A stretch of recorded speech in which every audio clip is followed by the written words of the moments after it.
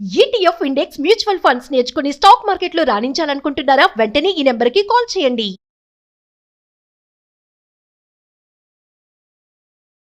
నమస్తే రమ్మగారు. నమస్తే జయ.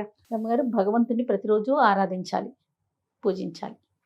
కానీ కొన్ని కొన్ని సందర్భాల్లో వింటూ ఉంటాం, నీ కష్టాలు వచ్చినప్పుడు మాత్రమే గుడికి వెళ్తావు, కష్టాలు వచ్చినప్పుడు మాత్రమే మొక్కుకుంటావు, కష్టాలు వచ్చినప్పుడు మాత్రమే దీపం పెడతావు.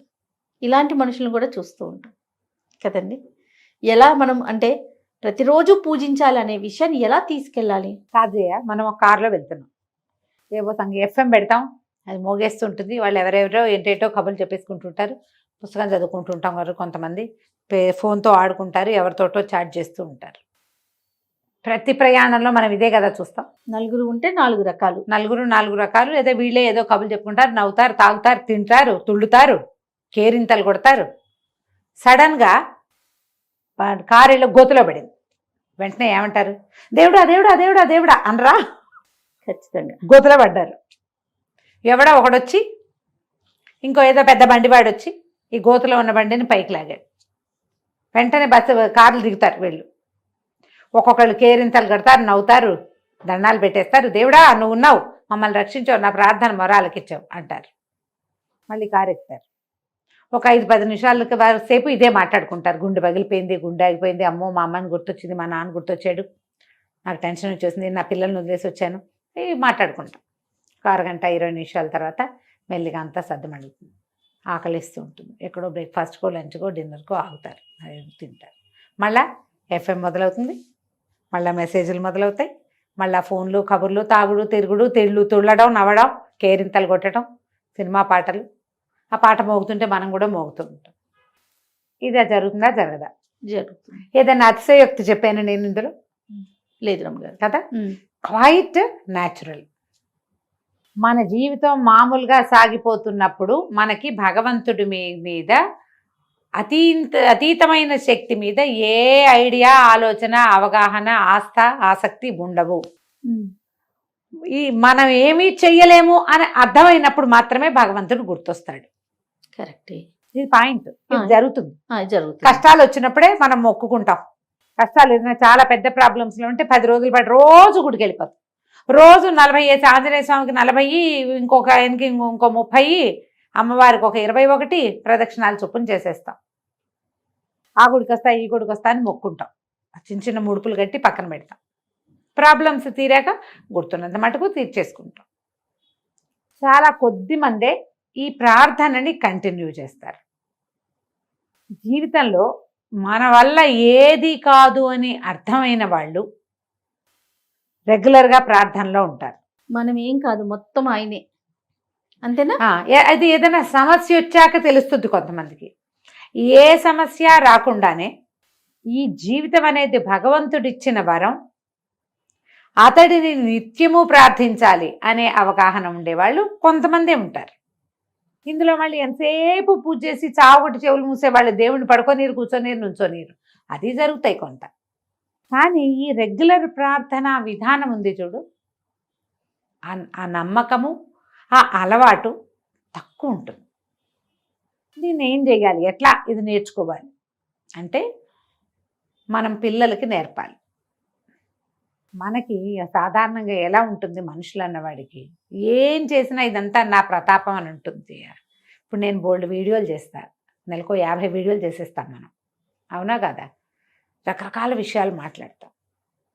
నువ్వు నన్ను అడుగుతావు, రామగారు ఇవన్నీ మీకు ఎలా తెలుసుంటే, నేను చిన్నప్పటి నుంచి చదువుకున్నాను, చిన్నప్పటి నుంచి చాలా పుస్తకాలు ఉన్నాయి మా ఇంట్లో, లోకజ్ఞానం ఉంది నాకు, మాది పల్లెటూరు, మేము బోళ్ళంతమంది అక్క చెల్లెళ్ళం, ఫ్యామిలీలు పెద్దవి, ప్రపంచాన్ని చూడడం వల్ల నాకు ఈ జ్ఞానం వచ్చింది, ఇది వచ్చింది, అది వచ్చింది, ఇది వచ్చింది చెప్తా.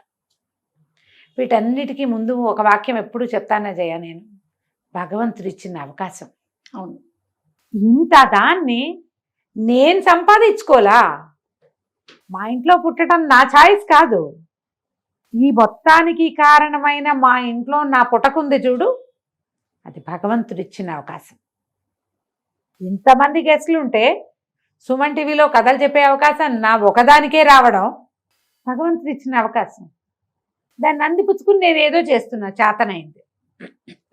ఈ బేసిక్ పాయింట్ ఉంది చూడు, దైవానుగ్రహం వల్ల ఇది జరిగింది, తర్వాత నేను అప్పుడు నన్ను ఎవరో పట్టుకున్నారు, నేను చెరులో మునిగా, పైనుంచి పట్టుకున్నాడు ఒకడు, కాళ్ళు చేతులు ఆడిస్తా నేను.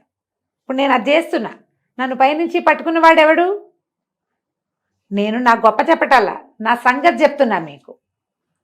ఎవరైనా ఇంతే, నువ్వు పెద్ద వ్యాపారవేత్తవి, 500-600 మంది నీ కుటుంబాలు నీ కంపెనీ మీద ఆధారపడి ఉన్నాయి. ఇంతమందిని చూసుకునే అవకాశం నీకు ఇచ్చాడు భగవంతుడు. మన సుమన్ టీవీ సంస్థలోనే 400-500 మంది ఉద్యోగులు ఉన్నారు. రోజుకి కొన్ని కోట్ల వ్యూస్ వస్తుంటాయి మనకి, 100 కొద్దీ వీడియోలు చేస్తాం. ఎక్కడి నుంచి? ఈ ఎంటర్టైన్మెంట్ ద్వారా ధన సంపాదనకి భగవంతుడు అవకాశం ఇచ్చాడు కంపెనీకి. ఇది ఒక బేసిక్ పాయింట్. దీన్ని రోజు మనం డబ్బు కొట్టుకుని చప్పట్లు చెప్పక్కర్లా, ఇక్కడ ఇక్కడ ఉంచుకోవాలి.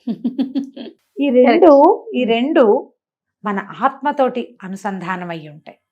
ఇదంతా నా ప్రతాపమే అనుకుంటే టంగ్ మనకు మొట్టికాయ పడుతుంది. ఈ మొట్టికాయ ప్రపంచానికి కనబడపోయినా మనకి తెలుసు, మనకే తగులుతుంది కదా, మనకు తెలుసు కదా, మనకే బొప్పి కట్టిద్ది మనకే బొప్పి కడుతుంది. కాబట్టి ఆ లోపల గనక అది తెలివిడి ఉంటే ప్రార్థన ఆటోమేటిక్గా జరుగుతుంది. ఆ ప్రతాపం కాదు ఇదంతా.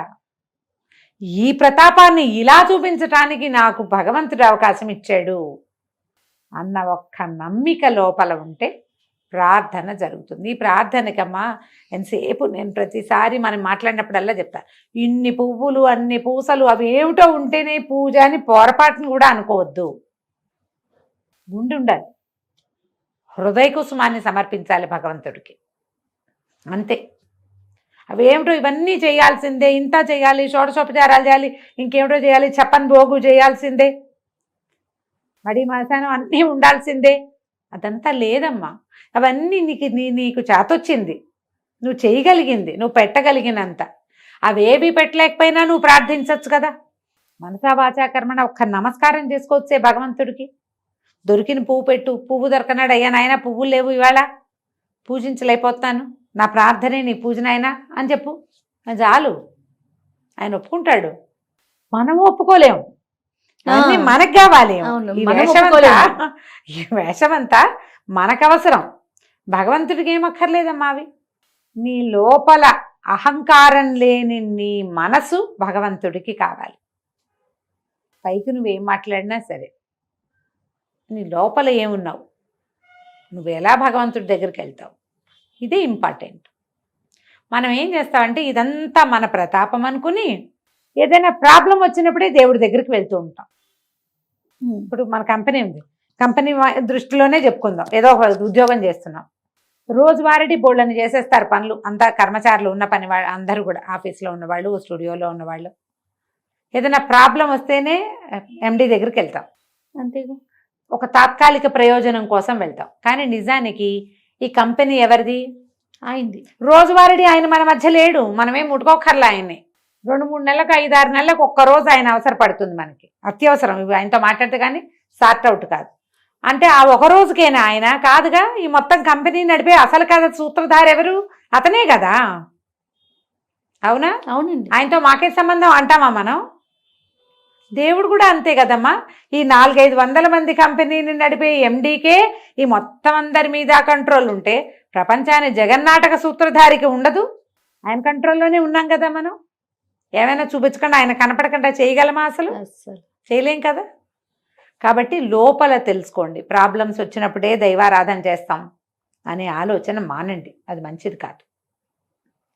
మీరు రోజువారీ సరిగ్గా బిహేవ్ చేయకుండా సడన్గా ప్రాబ్లం వచ్చినప్పుడు నేను అద్భుతంగా ఉంటానంటే అదంతా లెక్కించబడదు, అది లెక్క పెట్టబడదు. ఇదే లెక్క పెట్టబడుతుంది, నీ బ్యాడ్ బిహేవియరే కనపడుతుంది.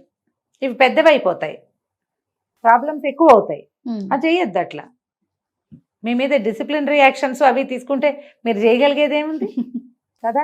ఈ కంపెనీలో తీసేస్తే ఇంకో కంపెనీలోకి వెళ్తాం. ఎన్ని కంపెనీలు పోని మారేవు, ఎన్నైనా ఉన్నాయి. భగవంతుడి కంపెనీయో అది ఒకటే కదా. ఈ ప్రపంచం ఒకటే ఉంది కదా. ఇందులోంచి చేడాక నువ్వు దిగిపోయి దిగనాశిల్లిపోయి పోవటమే, అంతే, ఇకేం లేదు. అందుకని నిత్యం ప్రార్థన చేసే విధానాన్ని ప్రాక్టీస్ చేయండి. కాసేపైనా భగవంతుడి పట్ల విశ్వాసాన్ని ప్రకటించే అవకాశాన్ని తీసుకోండి. 5 minutes అంతే. పూజకి టైం లేదండి, వాళ్ళ టైం చాలేదంటారు పాపం. అంటే పూజ అనగానే మన దేవుడి మందిరం శుభ్రం చేయటము, దీపారాధన కుందులు తోముకోవటము, ఒక 50 రూపాయల పువ్వులన్నీ అమర్చటము, ఒక 20 రూపాయల పళ్ళు నివేదన పెట్టటము, దీపారాధన చేయటం, దీపాన్ని చుట్టూతా పువ్వులు పేర్చాలి, మనంత పని అదంతా కదా. ఒక దండం పెట్టడానికి అంత పని ఉందా? ఈ క్రియ సాయంకాలం చేసుకో, వెళ్ళేటప్పుడు దండం పెట్టుకుని వెళ్ళు. Minimum thing good morning. తెల్లవారు లేస్తే ఎంతమంది గుడ్ మార్నింగ్లు పెడుతున్నావమ్మా మనం? నేను అసలు స్పందించిన జయ నీకు పదే పదే చెప్తుంటాను నేను. కనీసం ఒక నెల రోజుల పాటు రోజు గుడ్ మార్నింగ్ గుడ్ నైట్ పెట్టిన తర్వాత బాబు మీకు విసుగు లేదా, ఎందుకు నైనా పెడతారు అని చెప్పాల్సి వస్తుంది. ఇవి గుడ్ మార్నింగ్లు పెట్టేటప్పుడు దేవుడికి కూడా చెప్పచ్చు కదా ఒక శుభోదయం. మనం ప్రాబ్లం వచ్చినప్పుడు పిలుస్తాను నేను, అప్పటి వరకు మా ఇంట్లో అసింటా ఉండు అని చెప్తామా? అలా చెప్పకూడదుగా. ఇలా చెప్పండి. రోజు నమస్కారం చేసుకోండి. నిద్ర లేచాక, లేవగానే, ఎక్కడికైనా బయటికి వెళ్ళేటప్పుడు, సాయంకాలం ఇంటికి బయటికి రాగానే, పని నుంచి తిరిగి రాగానే, రాత్రి పడుకునేటప్పుడు 4 పూటల భగవంతుడిని తలుచుకుని మీ ఇష్టదైవాన్ని ఒక నమస్కారం చేసుకోండి. ఇది మీరు పిల్లలకు కూడా చెప్పచ్చు, నేర్పించవచ్చు. నిత్యము దైవాన్ని మనతో ఉంచుకోవచ్చు మనం. అంతే. ప్రాబ్లమ్స్ వచ్చినప్పుడు ఎండి దగ్గర పరిగెత్తినట్టుగా పరిగెత్తద్దు. పరిగెత్తుదాం అప్పుడు కూడా, అవసరమైతే పరిగెత్తచ్చు. ఈ రోజువారీ గుడ్ మార్నింగ్ కూడా చెప్పండి. ఖచ్చితంగా. డెఫినెట్గా రమ్మగారు. నమస్తే. నమస్తే జయ.